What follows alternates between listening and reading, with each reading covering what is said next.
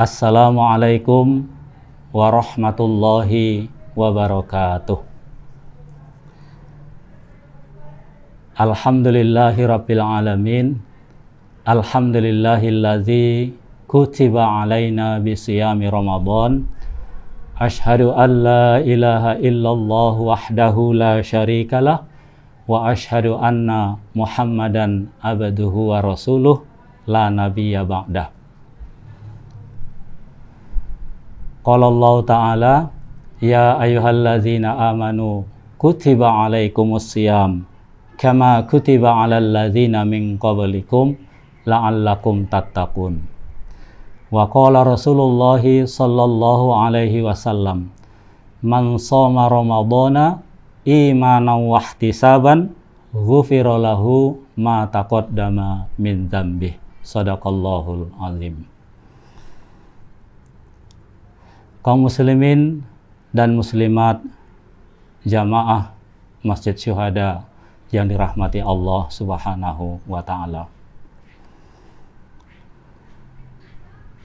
Tema ceramah kita kali ini adalah bagaimana hukumnya mencicipi masakan di saat berpuasa.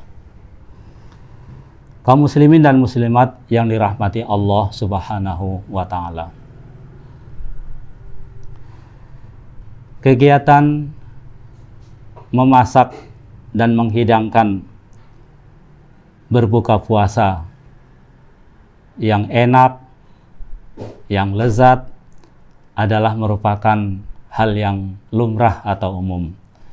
Apalagi pada saat sekarang ini kita berada di bulan suci Ramadan, terutama para ibu di rumah, demikian juga para koki, juru masak, baik di restoran atau di sebuah rumah makan, pastinya ingin menyajikan berbagai ragam menu masakan, tentunya dengan tujuan agar orang yang berbuka puasa merasakan bagaimana nikmatnya masakan tersebut.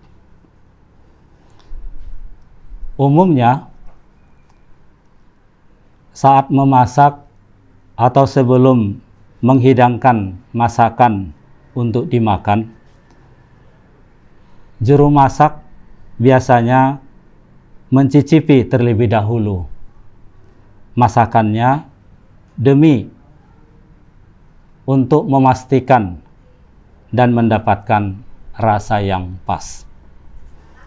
Kaum muslimin dan muslimat jamaah Masjid Syuhada yang dimuliakan Allah Subhanahu wa ta'ala. Lalu timbul pertanyaan di benak kita, bagaimana jika juru masak sedang menjalankan ibadah puasa? Apakah dia boleh mencicipi masakan tersebut saat sedang berpuasa? Apakah sah puasanya atau tidak? Dan bagaimana hukumnya?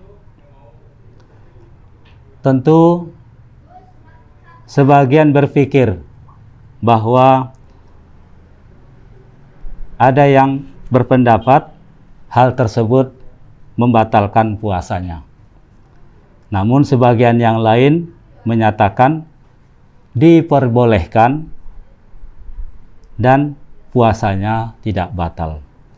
Kaum muslimin dan muslimat yang dirahmati Allah Subhanahu wa ta'ala. Tema pertanyaan, hukum mencicipi masakan saat berpuasa. Hukumnya tentu ada 3. Yang pertama adalah haram bagi mereka yang sengaja mencicipi dan tidak ada kepentingan sama sekali, dan di samping dia mencicipi, dia juga menelan masakan tersebut. Maka hukumnya adalah haram. Tentu puasanya batal.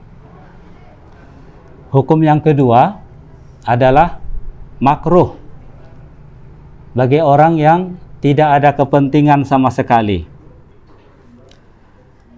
Yang bersangkutan mencicipi tetapi tidak ditelan. Tentunya dalam hal ini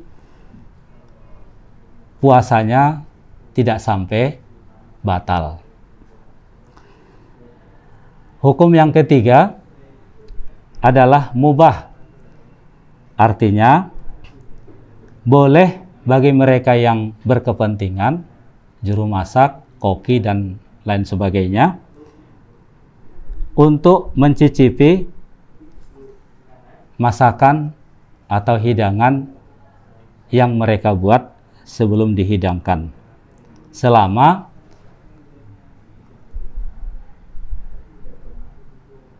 apa yang dicicipi tadi hanya sebatas untuk merasakan masakan di ujung lidah, jadi tidak sampai tertelan. Oleh karena itu hukum yang pas, yang tepat buat mereka yang mencicipi masakan di bulan puasa adalah mubah. Artinya boleh bagi yang berkepentingan dan selama tidak ditelan. Jadi setelah dicicipi, dirasakan, kemudian dikeluarkan kembali, dimuntahkan kembali. Nah, puasanya tentunya tidak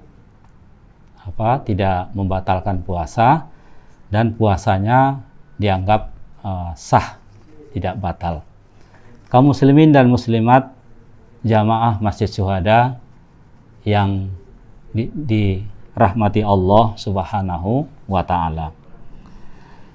Ada salah satu hadis dari Kanjeng Nabi Muhammad Sallallahu Alaihi Wasallam untuk mendukung sebagai dalil bahwa hukum mencicipi masakan saat berpuasa adalah mubah atau boleh. Sebagaimana hadis yang diriwayatkan oleh Imam Bukhari, Rasulullah Sallallahu Alaihi Wasallam bersabda, la ba'sa ayyazuqal khalla awisyai ma lam yadakhulu halqihi wa huwa shaimun, rawahul Bukhari. Artinya, tidak mengapa mencicipi cuka atau makanan lainnya selama tidak masuk ke kerongkongan bagi orang yang sedang berpuasa. Kaum muslimin dan muslimat yang dirahmati Allah, jadi hadis dari Imam Bukhari ini dari baginda Rasul Sallallahu Alaihi Wasallam sebagai dalil boleh bagi juru masak yang sedang berpuasa untuk mencicipi masakan yang sedang atau yang akan dihidangkan, selama setelah mencicipi makanan di ujung lidah segera dikeluarkan kembali. Jadi jangan ditahan berlama-lama, apalagi ditelan. Kaum muslimin dan muslimat yang dirahmati Allah, demikianlah mudah-mudahan ceramah singkat ini dapat memberikan pencerahan buat kita semua. Kurang lebihnya mohon maaf. Wassalamualaikum warahmatullahi wabarakatuh.